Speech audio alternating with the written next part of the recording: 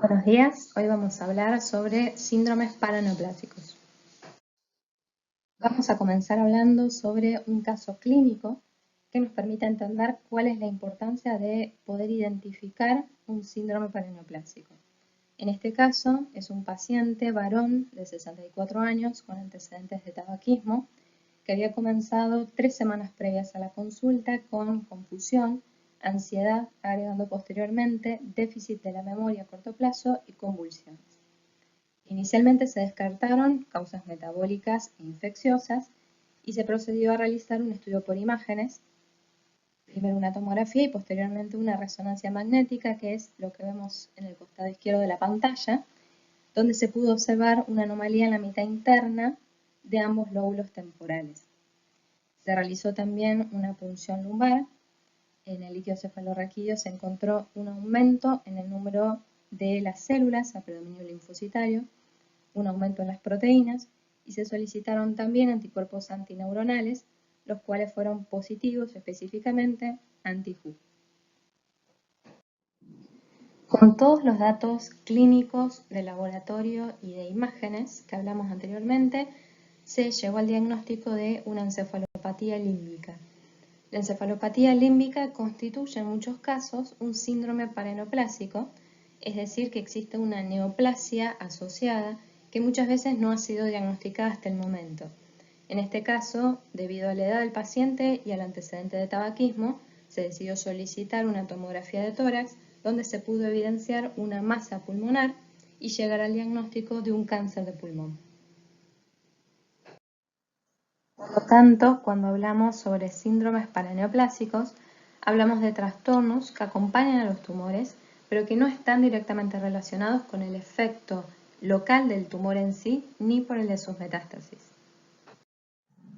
Si bien la etiopatogenia no es en todos los casos clara, se sabe que muchas neoplasias malignas son capaces de producir hormonas o inducir ciertas citocinas o respuestas inflamatorias que serían las responsables de estos síndromes.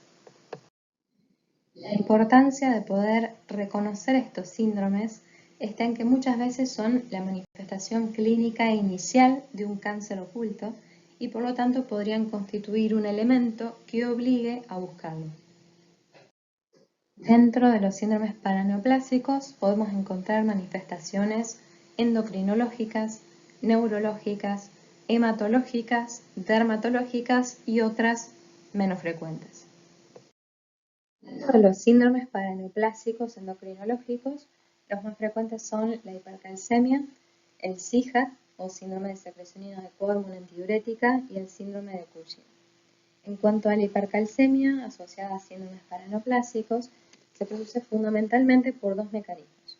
Uno es la secreción tumoral de una proteína vinculada con la hormona paratiroidea, que lo que hace es fijarse al receptor de la paratormona y desencadenar sus mecanismos. Aumenta la reabsorción ósea, aumenta la reabsorción de calcio a nivel intestinal y aumenta la excreción de fósforo a nivel renal, todo lo cual genera la hipercalcemia. Esto se puede ver sobre todo en los tumores epidermoides de cabeza y cuello, pulmones o piel, mama, aparato genitourinario y digestivo. Otro de los mecanismos de producción de hipercalcemia en los síndromes paraneoplásicos se ve sobre todo en los linfomas y es la secreción tumoral de 1,25 de hidroxivitamina D, que lo que hace es aumentar la reabsorción de calcio a nivel intestinal. Cualquiera sean los mecanismos, lo que vamos a ver es un aumento en la concentración sérica de calcio y si dosamos la paratormona vamos a ver que está suprimida por un mecanismo de feedback negativo. En cuanto a los síntomas, van a ir desde anorexia, náuseas, vómitos, constipación, dolor abdominal, hasta los más graves como ser alteración del sensorio, confusión, coma y aumento de la susceptibilidad a arritmias por acortamiento del QT.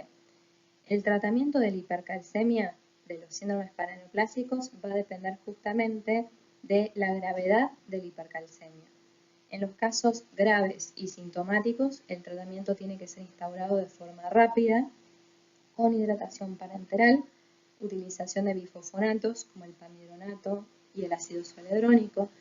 En los casos más graves, donde necesitamos un inicio rápido de la acción, se va a utilizar calcitonina, ya que los bifosfonatos tienen un retardo de 48 horas en el inicio de su acción, y los corticoides se van a utilizar exclusivamente en los casos de linfomas, donde justamente los corticoides lo que van a hacer es inhibir la conversión del precursor al metabolito activo de la vitamina D.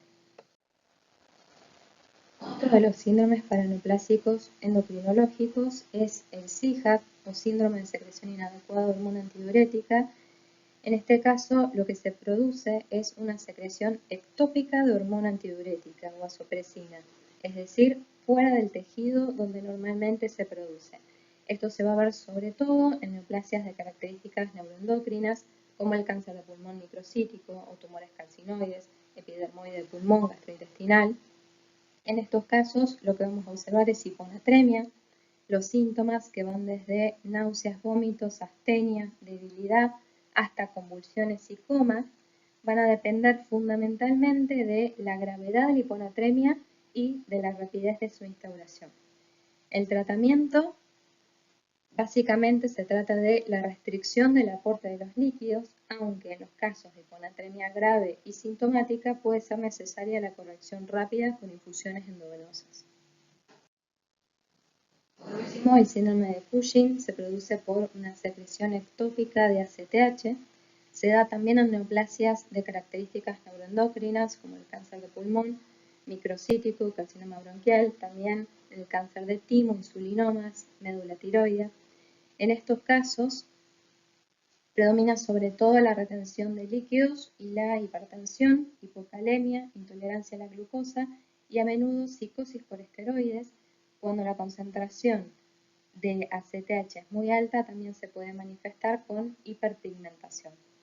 En el laboratorio lo que vamos a ver es un aumento del cortisol libre urinario que en la gran mayoría de casos, en el 90%, no va a disminuir luego de la administración de glucocorticoides porque justamente la secreción de ACTH es ectópica. En estos casos el tratamiento consiste básicamente en un bloqueo médico con ketoconazol. Otros síndromes paraneoplásicos endocrinológicos mucho menos frecuentes son, por ejemplo, la hipoglucemia no dependiente de células de islotes, que se da por una producción excesiva de factor de crecimiento similar a la insulina. Esto se ve sobre todo en tumores mesenquimatosos, sarcomas, tumores suprarrenales, de hígado, de tubo digestivo. Otro síndrome es la feminización del varón, que se da por secreción de gonadotrofina coriónica humana. En los varones se va a manifestar con ginecomastia y va a ser asintomático en las mujeres. Se puede ver sobre todo en tumores de testículo, embrionario, seminoma, germinomas o coriocarcinomas. Y otro de los síndromes paraneoplásicos endocrinológicos muy poco frecuente es la osteomalacia oncógena, que se produce por secreción por parte del tumor de un compuesto denominado fosfatonina que aumenta la excreción renal de fósforo y por lo tanto reduce la concentración de fósforo sérico. Esto se puede ver en tumores como osteoblastomas, fibromas, sarcomas y tumores de células gigantes. En cuanto a los síndromes paraneoplásicos neurológicos, existen ciertas características importantes que tienen en común. En el 60% de los casos se presentan antes del diagnóstico de la neoplasia. Se caracterizan habitualmente por tener una progresión rápida y generar déficits neurológicos significativos. De ahí la importancia de poder hacer un diagnóstico y un tratamiento adecuado. Los síndromes paraneoplásicos están producidos por una respuesta inmune ante la expresión tumoral de ciertas proteínas neuronales. Estos anticuerpos antineuronales pueden estar dirigidos a proteínas intra o extracelulares del sistema nervioso. Otra de las características es que los estudios por imágenes pueden evidenciar hallazgos que son sugestivos pero no específicos de estas patologías. Los síndromes neurológicos paraneoplásicos que más frecuentemente afectan el sistema nervioso central son la degeneración cerebelosa y la encefalomielitis paraneoplásica. La degeneración cerebelosa se caracteriza por la destrucción de las células de Purkinje del cerebelo y clínicamente se va a manifestar como un síndrome cerebeloso de rápida evolución, con ataxia en la marcha, nistagmo descendente y disartria. Se asocia fundamentalmente a tumores de mama, ovario, Hodgkin y pulmón y está mediada por autoanticuerpos anti-Yo y anti-TR. La encefalomielitis paraneoplásica se caracteriza por la pérdida neuronal y por la presencia de infiltrados inflamatorios en diversas localizaciones del sistema nervioso. Por lo tanto, el cuadro clínico va a depender del área afectada. Por ejemplo, en la encefalitis límbica se manifiesta con trastornos de la memoria, confusión, agitación. Está asociada fundamentalmente al carcinoma de pulmón de células pequeñas y mediada por autoanticuerpos anti-Hu y anti-MA2. En la encefalitis de tronco, las manifestaciones dependen de alteraciones de los distintos pares craneales y del cerebelo. También se asocia fundamentalmente al carcinoma de pulmón de células pequeñas y está mediada por anticuerpos anti-Hu. Otro de los síndromes paraneoplásicos neurológicos es el opsoclono-mioclono, en donde existen movimientos oculares caóticos asociados a mioclonías. También se asocia más que nada al carcinoma de pulmón de células pequeñas y a los neuroblastomas y está mediada por anticuerpos anti-RI. Otro de los síndromes paraneoplásicos neurológicos son las neuropatías motoras, sensitivas, autonómicas y mixtas. Y por último vamos a hablar de los síndromes paraneoplásicos neurológicos que afectan al sistema nervioso periférico, donde además de la neuropatía sensitiva podemos describir el síndrome miasténico de Eaton-Lambert, que se presenta o se asocia más que nada al carcinoma de pulmón de células pequeñas, y la dermatomiositis, que se asocia también a, sobre todo, adenocarcinomas de mama y pulmón. El tratamiento se basa en el tratamiento de la neoplasia de base y también la utilización de corticoides a altas dosis, inmunoglobulinas, plasmaféresis y en algunos casos inmunosupresión mediada por rituximab o ciclofosfamida.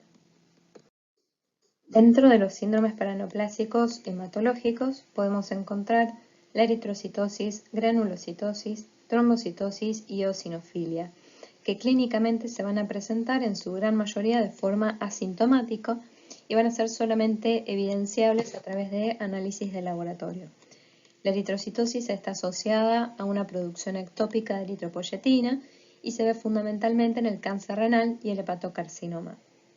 La granulocitosis está mediada por producción de factor estimulante de colonias de granulocitos interleuquina 6, al igual que la trombocitosis, y se asocia fundamentalmente al cáncer de pulmón y digestivo. La eosinofilia, en cambio, está asociada a la interleuquina 5 y puede observarse en linfomas, leucemias y cáncer de pulmón. Mayormente se presenta de forma sintomática, aunque los pacientes que tienen concentraciones muy altas de eosinófilos pueden desarrollar una activación eosinofílica a nivel pulmonar y manifestarse clínicamente con disneas, sibilancias e infiltrados pulmonares. Una mención aparte merece la tromboflebitis. Sabemos que existe una asociación muy marcada entre las neoplasias y la enfermedad tromboembólica venosa, si bien no se han podido describir específicamente cuáles son las proteínas que desencadenan este proceso. De todos modos, debe tenerse en cuenta que en los pacientes con cáncer coexisten múltiples factores predisponentes de trombosis, como ser la inmovilización, el alentecimiento del flujo sanguíneo por obstrucción tumoral o los tratamientos antineoplásicos quimioterápicos, entre otros. Como concepto importante, entonces, en casos de trombosis resistente al tratamiento, trombosis que se presenta en sitios infrecuentes o en la trombosis recurrente, es necesaria una evaluación en búsqueda de una neoplasia oculta. Las manifestaciones cutáneas paraneoplásicas pueden desarrollarse de forma simultánea antes o después del diagnóstico de una neoplasia. Las dermatosis paraneoplásicas son procesos cutáneos que prácticamente siempre se asocian a alguna neoplasia. Por eso es que la presencia de estas lesiones obliga a buscar una neoplasia si todavía no ha sido diagnosticada. Las lesiones más características que podemos citar son la acroqueratosis paraneoplásica en el carcinoma escamoso digestivo y respiratorio, el eritema giratum repens en el carcinoma bronquial, la hipertricosis lanuginosa adquirida en el carcinoma pulmonar y de colon, el eritema necrolítico migratorio, que es característico del tumor pancreático de células alfa o glucagonoma, el pélvico paraneoplásico, que se observa en el linfoma no Hodgkin y la leucemia linfocítica crónica, y la papilomatosis cutánea florida, que se presenta asociada al adenocarcinoma gástrico. A la derecha pueden ver fotos de cada una de estas lesiones. Las dermatosis paraneoplásicas facultativas son lesiones cutáneas que pueden presentarse asociadas a neoplasias, pero también pueden asociarse a otros procesos benignos. Dentro de ellas podemos citar la acanthosis nigricans, que se puede ver en el adenocarcinoma gástrico, la tromboflebitis migrans en el carcinoma de páncreas, el síndrome de Sweet en los síndromes mieloproliferativos, la dermatomiositis con lesiones cutáneas características como las que podemos ver en las fotos a la derecha, que son el eritema en heliotropo y las pápulas de Gottron, que se da en el carcinoma de ovario, pulmón, mama y aparato digestivo, el pioderma gangrenoso en el mieloma y la leucemia mieloide, el eritema anular centrífugo en el carcinoma de pulmón y en el linfoma, queratosis seborreicas múltiples en carcinomas intraabdominales y ciertas vasculitis asociadas a neoplasias hematológicas. Por último, existen además otros síndromes paraneoplásicos, como ser nefrológicos, dados sobre todo por la glomerulonefritis membranosa, que puede estar asociada a carcinoma de próstata, pulmón, mama y tracto gastrointestinal, y ciertas afectaciones oftalmológicas, sobre todo retinopatía y neuritis óptica.